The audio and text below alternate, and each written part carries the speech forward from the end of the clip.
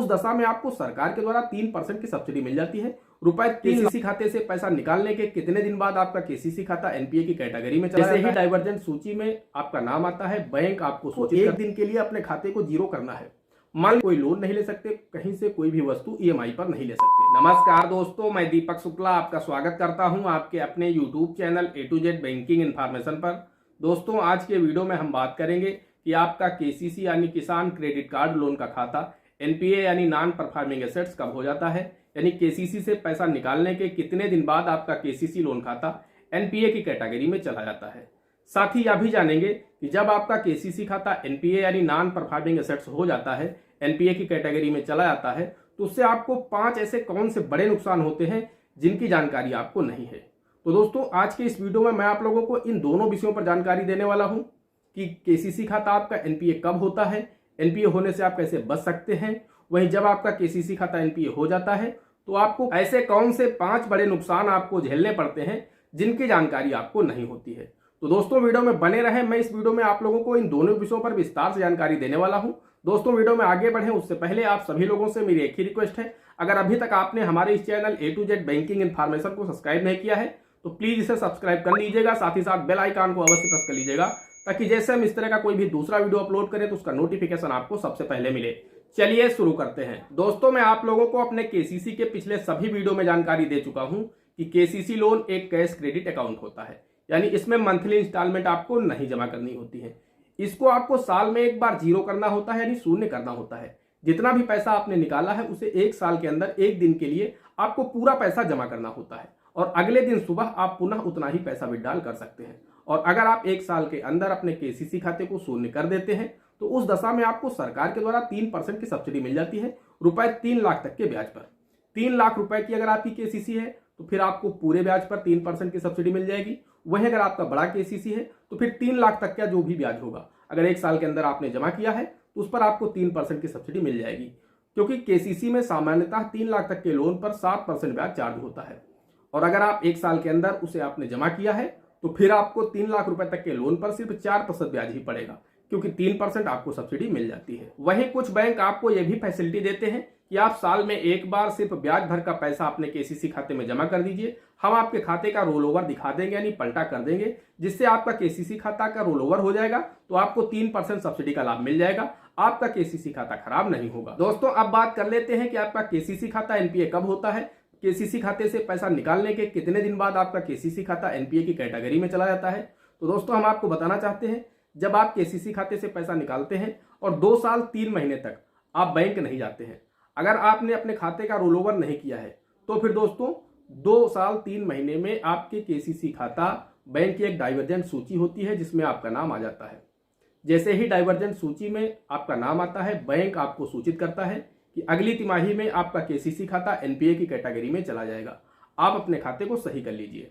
यानी 2 साल 6 महीने में, यानी 2.5 साल में अगर आप अपने केसीसी खाते का रोल ओवर नहीं करते हैं, एक दिन के लिए पूरा पैसा जमा नहीं करते हैं, उस दशा में आपका केसीसी खाता एनपीए की कैटेगरी में चला जाता है। दोस्तों, यहां पर एक बात समझने वाली और है, बहुत सारे लोग कमेंट करते हैं कि सर मान लीजिए हमारा केसीसी 1 लाख का है और हम हर साल उसमें 1-1 लाख या फिर 50-50 हजार रुपए जमा कर रहे हैं, तो हमारा केसीसी खाता एनपीए होगा या फिर नहीं होगा। तो दोस्तों, हम आपको बताना चाहते हैं, जिस डेट को आप केसीसी खाते से पैसा निकालते हैं उससे 2.5 साल तक अगर आप एक दिन के लिए जीरो नहीं करते हैं तो जितना भी अमाउंट बचेगा आपका वो एनपीए की कैटेगरी में चला जाएगा। मान लीजिए आपने 1 लाख रुपए निकाले और 1 साल बाद आपने उसमें 50 हजार डाल दिए, फिर अगले साल आपने उसमें 20 हजार डाल दिए, तो दोस्तों आपने 70 हजार डाले, लेकिन तीसरे साल आपके खाते में 30 हजार या 40 हजार या 50 हजार जो भी बैलेंस शेष होगा तो वो आपका केसीसी अकाउंट एनपीए की कैटेगरी में चला जाएगा। यानी केसीसी का खाता कहता है कि आपको एक दिन के लिए अपने खाते को जीरो करना है।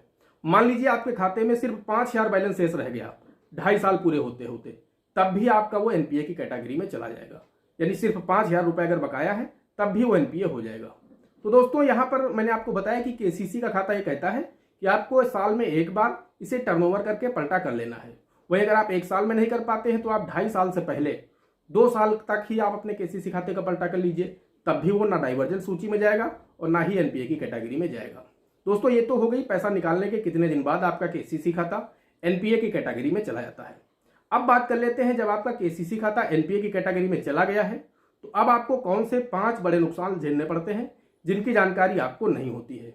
दोस्तों मैं आपको बताना चाहता हूं, जो आपका पहला नुकसान होता है वो ये होता है कि अभी तक जो आपके केसीसी खाते में ब्याज की दर 4% थी, यानी जो सामान्यतः 7% लग रही थी, अगर आप समय से देते तो 4% ही पड़ता आपको, लेकिन जो 4% ब्याज था वो बढ़ करके 13% हो जाता है।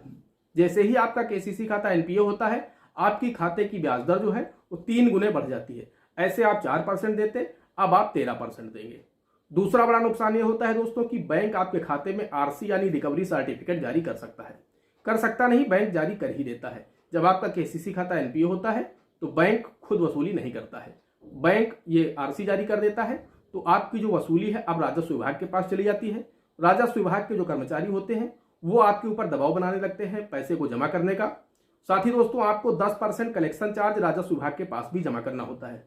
मान लीजिए अगर आपका 3 लाख रुपए का लोन है, तब आपको अगर आप बैंक में जमा करते तो 3 लाख में ही जमा होकर बंद हो जाता, लेकिन अगर आपके खाते में आरसी जारी हो गई है तो अब आपको 10% एक्स्ट्रा कलेक्शन चार्ज राजस्व विभाग में जमा करना होगा।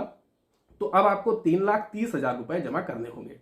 वही दोस्तों तीसरा नुकसान आपका यह होता है कि आपका जो सिविल स्कोर है वो दिन प्रतिदिन डाउन होने लगता है। जैसे ही आपका लोन खाता एनपीए होता है तो आपका सिविल स्कोर डाउन होने लगता है। इससे क्या होता है कि आपको अब ना ही कोई बैंक, ना ही कोई एनबीएफसी, कोई भी आपको ना कोई लोन दे सकता है, ना ही कोई आप लोन पर या ईएमआई पर वस्तु खरीद सकते हैं। जब तक आपका लोन खाता एनपीए रहेगा, आप कहीं से कोई लोन नहीं ले सकते, कहीं से कोई भी वस्तु ईएमआई पर नहीं ले सकते। दोस्तों चौथा जो नुकसान हो गया, अब पांचवें की अगर हम बात करें तो दोस्तों पांचवा नुकसान आपका यह होता है कि बैंक और जो तहसील है, अगर आप पैसा नहीं देते हैं, लगातार वो दबाव बनाते हैं, उसके बाद भी आप पैसा नहीं देते हैं, तब दोस्तों बैंक और तहसील दोनों कार्यालयों में आपका नाम, आपके पिताजी का नाम, आपके गांव का नाम लिख करके आपके आगे उसके आगे अमाउंट लिख देते हैं, कितने रुपए बकाया है, वो तहसील और बैंक में चस्पा कर देते हैं, जिससे आपकी जो सामाजिक छवि है वो भी खराब होती है। बैंक और तहसीलें चाहते हैं कि आप शर्मिंदा होकर के जब गांव के लोग जाएंगे वहां पर नाम पढ़ेंगे आपका, गांव में आकर लौट के बताएंगे आपको, तो हो सकता है ये सब देख करके आप बैंक के पैसे को जमा कर दें। दोस्तों ये 5 बड़े नुकसान आपको झेलने पड़ते हैं अगर आपका केसीसी खाता एनपीए की कैटेगरी में चला जाता है। दोस्तों मैं आप लोगों से कहना चाहता हूं कि आप कभी भी अपने केसीसी खाते को 1 साल से अधिक तक बकाया न रखें। आप हमेशा अपने केसीसी खाते को 1 साल के अंदर ही पलटा कर लें, रोल ओवर कर लें, एक दिन के लिए जमा कर दें, अगले दिन सुबह आप पुनः पूरा पैसा विड्रॉल कर लें। बैंक आपको ये फैसिलिटी देता है। तो दोस्तों आपको कुल 4% ब्याज पड़ेगा। अगर आपका केसीसी 1 लाख का है, 1.5 लाख का है, 2 लाख का है, फिर 3 लाख का है, तब दोस्तों आपको सिर्फ 4% ब्याज ही इस पर पड़ेगा। वही दोस्तों अगर आपकी केसीसी बड़ी है तब भी दोस्तों आपको उसका जो 3 लाख रुपए तक का ब्याज होगा उसमें आपको सिर्फ 4% ही ब्याज पड़ेगा। तो दोस्तों आप लोग इतना सस्ता लोन आपको और कहीं से, किसी संस्था से, किसी भी स्कीम के माध्यम से नहीं मिल सकता। बहुत अच्छी स्कीम है किसानों के लिए, तो आप लोग इसका फायदा उठाइए। कभी भी अपनी सिविल खराब न करें, कभी भी अपनी केसीसी खाते को एनपीए की कैटेगरी तक न जाने दें। दोस्तों आशा करते हैं जानकारी पसंद आई होगी। अगर जानकारी पसंद आई हो तो प्लीज वीडियो को एक लाइक जरूर कर दीजिएगा। साथ ही साथ चैनल पर नए हैं, चैनल पर पहली बार आए हैं तो चैनल को सब्सक्राइब जरूर कर दीजिएगा। दोस्तों आज के वीडियो में इतना ही, मिलते हैं अगले वीडियो में किसी अगले इंटरेस्टिंग टॉपिक के साथ। तब तक के लिए जय हिंद, जय भारत।